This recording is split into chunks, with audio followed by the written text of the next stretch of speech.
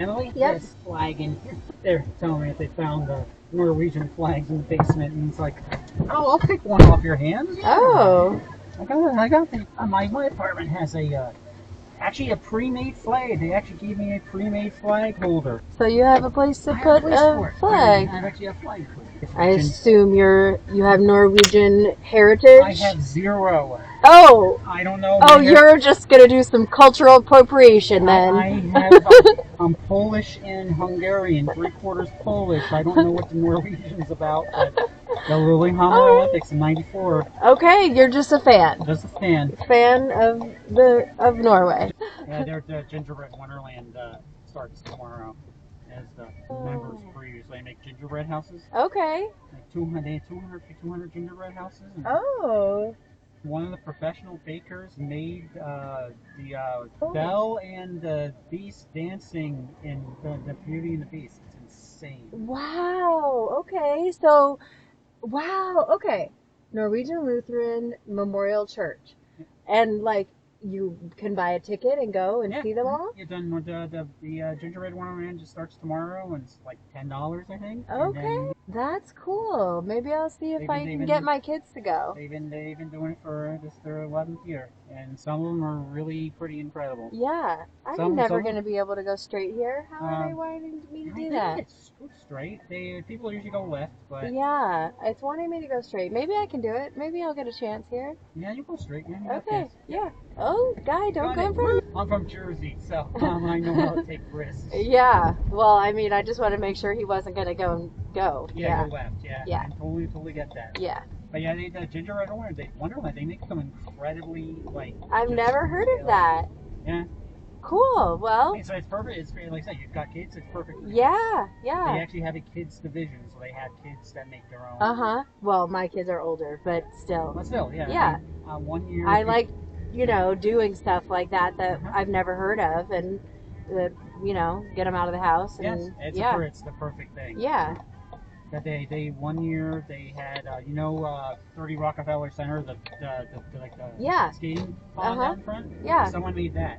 Cool. And it was like 3 feet tall, 2.5, 3 feet tall, made out of gingerbread in the building. Wow. And I can't imagine how much that weighed. Right. It's all gingerbread. Cool. Like I'm not that good at it.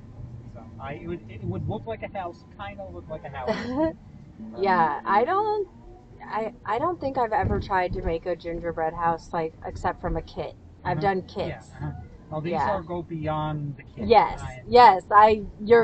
You're describing them. Yeah. Like the frosted windows, the painted glass. Right. I'm sure that's all actually. Yeah. If lights inside, and I go, no. Right. That's really cool. I got this. They got me out of the house. I don't come down here a lot. I'm a member of the Norway house, but I said I like coming down here every once in a while. Especially during holidays. Yeah. Got me out of the house. Neat. And after wanting to strangle a few dozen customers, I work from home.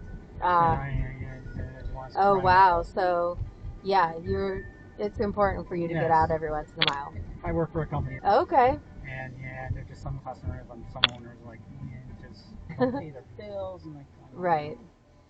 I'm not a collector. I'm a cashapp, so but still. Yes. Frustrating. Yeah. Frustrating. Work thing. My only work problem is traffic. Or rude people. So you do this for a living. Yeah. Yeah, you probably get a whole bunch of different types of people. Yeah. Different personalities. But it's not bad. I've had jobs where, I have to deal with traffic to and from work and then deal with other work stuff. So now I just have to deal with the traffic part. My commute's 20 feet from my bedroom to the kitchen table. We started during COVID, and we've never gone back. We get our jobs done. We still have an office, and I go in once or twice a month to deposit checks, and that's it. There you go. And you're lucky, because a lot of people are having to go back. Yep. And especially over the last year or two, they're really pushing it. So we're not. You're lucky. As I stay where I am, it's like that. I go 12 and 20 feet. Yeah. Yeah, even the CEO's like, no, we're fine. We're. That's good. I'm one of those people, when the pandemic happened, I I knew I would go crazy staying home because I'm so much of an extrovert. Okay. I went and got a job in retail because I was like, I have to do something where I'm going to be around people. And it was horrible because I had to wear a mask all the time, but it was needed. Yeah. I'm an introvert. Yeah. I'm not total introvert, but yeah, I know what you mean. You can survive I being can at home. I can go a week without going anywhere, and sometimes I do. I might go on I haven't gone out of this apartment in 3 days. Yeah, I can't do that. I gotta walk the cub. I have a cub right by me. I can just walk the cub, man. Go get Cadoga or something. Yeah. But that's the whole Norway thing. Because Norwegians are known for being. There was a joke during the pandemic that they had the 2-meter, 6-foot rule between people, and when the restrictions finally dropped in 22. I saw on Twitter one person said that now Norwegians going to go back to the standard 10 feet between each other instead of this. That's funny. There's another one. Someone had a waiting for a bus in Sweden. It's an entire block, like residential block, and everybody's spaced out. Spaced out. 5 people spaced out on the entire block. That's funny. I feel like people make the same jokes about Minnesotans. Yeah. It just translates. Yeah. Are you from Minnesota? Have you lived here all? Oh, that's right. You said Jersey. Yeah. Okay. Okay. So that's interesting. Yeah. I actually wanted to move to Minnesota. Okay. Yeah. I am not from here either, but I love it here. I've been here a long time, and yeah. I grew up in Florida. Okay. Oh. Yeah. I lived in suburban Atlanta for 8 years. Okay. My dad's job was relocated there. And I lived there, and then I was laid off right at the beginning of the Great Recession, 2009. I got a job in 11 weeks and got the same job that I have right now. Okay. 16 and a half years. Wow. Same apartment. The apartment took me without a job. It was pretty incredible. Wow. So you moved up here? Moved here. In 2009 then? 2009. Yes. Okay. July of 2009. I was laid off May 1st and got a job started July 17th. That's pretty good. That's luck. Yeah. That's just luck.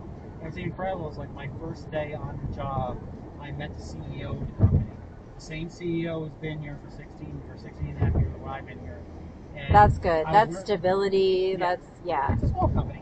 We got like 1,100 people across the country, but we got 41 depots delivering here in corporate.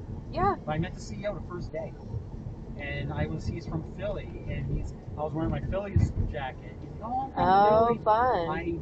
Fun. I got to meet the CEO the first day. And good first impression. Yeah. Whenever he's in the office, we chat. And, that's not a lot of companies. You don't get that in a lot of companies. Yeah, that is really nice. You hardly even see it. Yeah, it's actually I'm very fortunate. Yeah. I enjoyed going down to Atlanta. My dad died 4 years ago, but I enjoyed going to my old places. Too hot, too humid. Yeah, I agree. I don't like I never felt like a Floridian. My parents are from the Midwest, and so it just never. You didn't have roots. Yes. So yeah, but you knew. I mean, you had lived in New Jersey, so you at least had experienced seasons. Yes. Yeah. So yeah, I had never seen snow growing up. Okay. My mom and I went to college in Wisconsin, and when we flew up for I think an interview or something, or just to look at the school, we rented a car, and they had a snow scraper in the back of the car, and I was like, "Oh, Mom, some people must have left something in the car," and she just started laughing. She's like, "You don't even know what that is, do you?" And I was like, "No." I had never seen a snow scraper. I mean, that's, yeah. Do you know the TV show Mystery Science Theater 3000? Yeah, I know it really well. The reason I met Joel Hodgson in 2012, he was doing across the country, he was going through his comedic notebook of the 80s. Okay. And the foundation for the show. Yeah. He was down in Chicago, down at the Parkview Theater. Well, and I got to meet him. I said, Joel, your show's the reason I moved here. Okay. And I told him, and he laughed. And he drew. I know where the studio is in Eden Prairie. And I used to have a Malibu, and I go to Suburban Chevrolet. My husband is a huge fan of Joel Hodgson. We went to that same show. Oh, okay. I'm looking for. We dressed up. Oh, okay. let me see, how years. That was an entertaining show. I said and I got to meet Trace too. I mean, Trace was walking out. I got to shake Trace's hand. Do you remember what month it was? Was it August? Was it November? So, December? It was November. It was here in St. Paul, right? Parkview. Parkview. Yeah. Okay. Yeah, I had a friend. I went with a friend. I don't want to obviously get in an accident. No, yeah, you're fine. Okay. I'm gonna look for it later. But you're fine. we have 2 kids, and my husband made the shirts from the movie where the guy like shuffles around. Torgo? Yes. Mouse? Yes. So we wore black shirts with a big red foot on them. Yeah. All of us wore the same because we were making T-shirts at the time, and so we all dressed up in these outfits and went to that. Do you know why Torgo shuffles? John Reynolds, the guy who played him, is a satyr. His feet cause him to do that. He was just born with just feet that caused him. Okay. Yeah, I think they used to call it like clubfoot. Yeah. Yeah. Yes. Yeah. Because it's clubfoot. Yeah. That's what John Reynolds said. That's why he was picked for the character. Okay. Is that he did that shuffle? It was a natural. That was his natural walk. That is so amazing. Yeah. Okay. So when we were in college, we actually took a road trip over here to the studios, to Mystery Science Theater. Okay. So this was I don't know, the year 1996, 1997. Yes, they were still there. We went inside. So we have pictures from inside. And then my husband and his friend at the time, we went around back and they went in the dumpster. And they got stuff out of the dumpster from, that's how big of fans they are. You would understand that. Yes, I do. Yes. Yes. Yes. I'm just jealous that you actually got to see inside the building. Yes. And okay, so I think in the dumpster they found something with they got Joel Hodgson's phone number on it. And they called it one time. And he was nice. So this is way back. This is in the 90s. Yeah. And he was living out in LA by then. Yeah. And but he they shouldn't have called it. This was not a public number. But he was nice to them, and then he was like, "And you guys don't call my number again." Yep. So just a little bit of light stalking of Joel Hodgson back in the 90s. Yeah. Yeah, I used to have a Chevy Malibu from 2010 to 2019. I go for service at Suburban Chevrolet in Eden Prairie, and I'd have to take 169 home. And I said I did just an honor, just an honor call, just pass by the studio. Had to do it every single time. It was just a thing. Yeah. It's incredible that they made a TV show for 10 years in an office park, just a nondescript office park in Eden Prairie. Yeah. That's it. I see pictures inside how close the Satellite of Love set was to Deep 13 or Castle Forest, or just how, and they did the green screen in between the space in between those two sets. That's incredible. Yeah. Yeah, I used to have encyclopedic knowledge of that show. You and my husband could talk for hours. He would just, you could name a movie and y'all could just start quoting Joel and lines back and forth, I'm sure. That's how my husband and his friend Mike were in college and stuff. They would just go forever. I ripped the audio from the shows, and during the pandemic, that was I could listen to the same show over and over again. I know, it's comfort. It comforts me while I work. Yep. I got to meet, so I was at a Christmas party at the Minnetonka Club that our CEO was a member of. Yeah. And we do the poker thing, kind of like a poker thing. Yeah. And the past 2 years, the master of ceremonies for it, I saw the name. I'm like, you sound familiar. Your name sounds familiar. He was one of the guest writers on Santa Claus Conquers the Martian. And I'm like, I know this name. I got the... and last year he was back, and people were like, you're great, man. Hope we have you next year. And cool. I got to talk to him during it, and he says, comedians are very strange. What's his name? Do you know? Because I'm really into comedy. Michael Suck. He's not a comedian anymore. Okay. But was at the time, so this is like 1991. Okay, okay, so I'm really old. try and look this up pretty quickly here. I can get them off the MST3K info, the Misty News website. When it was, you remember Misty News, right? I don't. I wasn't a fan back then, but I just because So I've known my husband for so long, I've just picked up.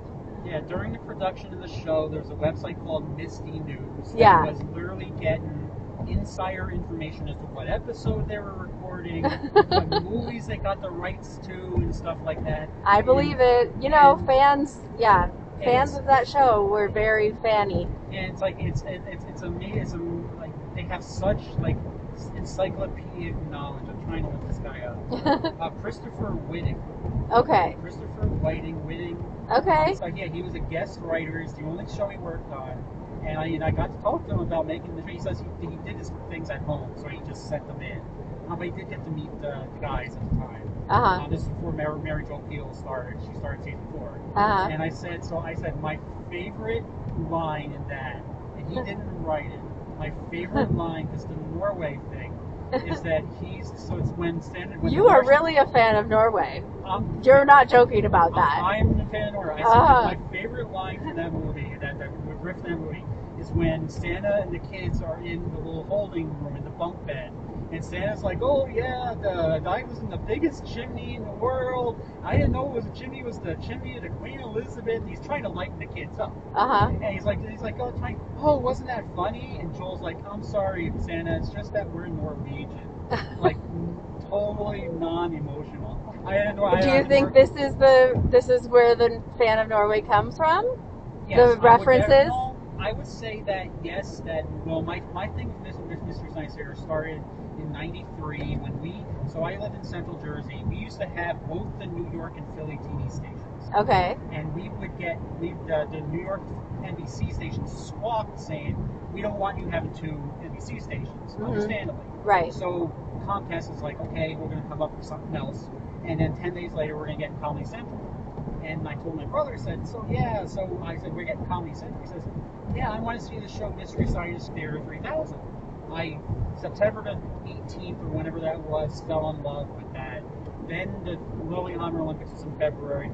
Oh. And it all happened. I'm a Phillies fan. It all happened at the same time. I have a Phillies uniform with a Norwegian flag on it. Oh shoot, I just missed your exit because I was just so enthralled by this story. Yes.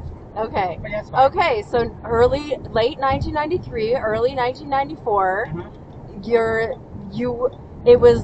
your brain was stamped. Yes, that's it. The 3 big influences in my life within like 8 months of each other. Then the Day the Earth Rose. It's not a Swedish movie; it's Finnish. But the guy's like on the little log, and he's going down the river, and they're doing the Beach Boys meddling. And I love the Crow doing Norwegian Girl. Oh. I'm like, yeah, this is my show. So how old were you? I was 14. I'm 47 now. But yeah, I don't get that. I'm Mystery Science Theater in Norway.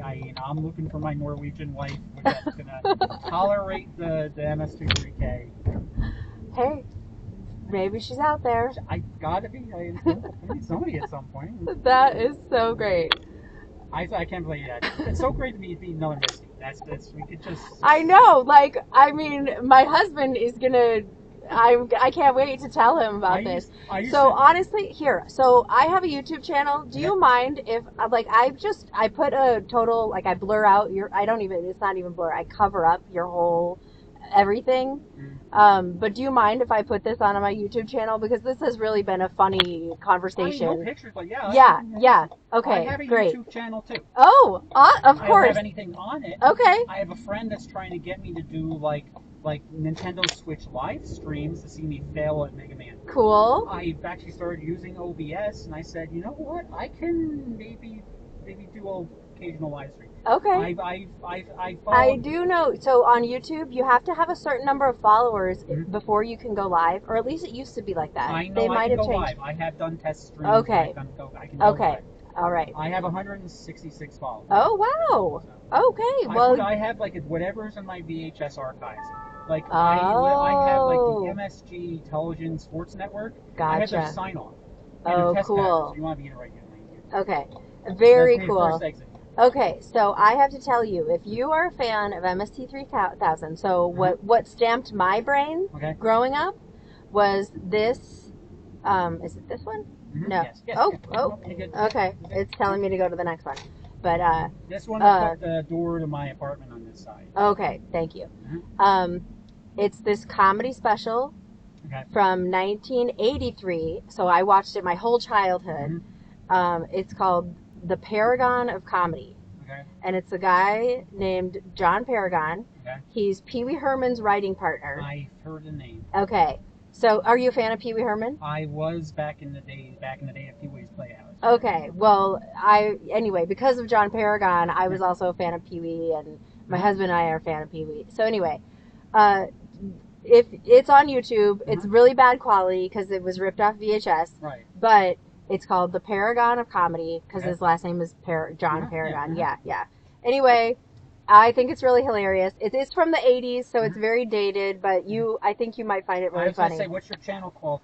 Oh, if you just go to emilyjoe.com on the internet, then you'll get to my channel. If you see a Volpriscian Academy of Sciences. Okay. The Volpriscians are 6-foot-tall sentient fox people. Okay. So that I want to do like a whole university type thing in base 8 math and stuff like that. Okay. So my channel is the Volpriscian Academy of Science. Sounds cool. So emiLy Joe. Yes, no E on the Joe, just JO.com. Got it. Okay. Yeah, don't forget your flag. Oh, yes. I don't want to. Yeah, nice talking to you. Nice meeting another mystery. I know, for real. Have a good day. You too. Bye.